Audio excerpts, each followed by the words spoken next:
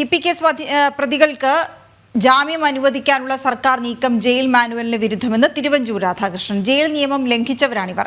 ഹൈക്കോടതി വിധിക്ക് എതിരാണ് സർക്കാരിന്റെ നീക്കം. ഇവർക്കെതിരെ മൊഴി നൽകിയ 1200ഓളം പേർക്ക് എന്ത് സുരക്ഷയാണ് സർക്കാർ നൽകാൻ കഴിയുക എന്നും സർക്കാർ നീക്കത്തെ കോടതിയിൽ ചോദ്യം ചെയ്യുമെന്നും തിരുവഞ്ചൂർ രാധാകൃഷ്ണൻ പറഞ്ഞു.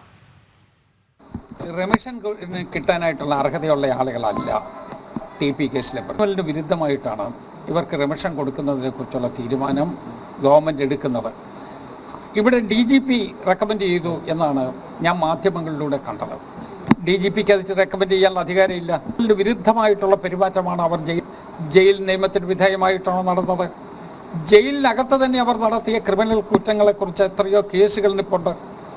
അവർക്ക് അനധികൃതമായ പരോൾ കൊടുത്തിട്ടില്ലേ? പരോൾ വ്യവസ്ഥ പോലും ലംഘിച്ചുകൊണ്ടാണ് ഇവർക്ക് തുടർച്ചയായ നിയമലംഘനം നടത്തി എന്നുള്ളതിന് ഹൈക്കോടതിയിൽ സ്വാഭാവികമായി കൊടുത്തിട്ടുള്ളൊരു വിധി അതും നിൽക്കുകയാണ്. ആ വിധിയെ കൂടി ലംഘിക്കത്തക്ക വിധത്തിലുള്ള നടപടിയാണ് ഗവൺമെൻറ് എടുത്തത്.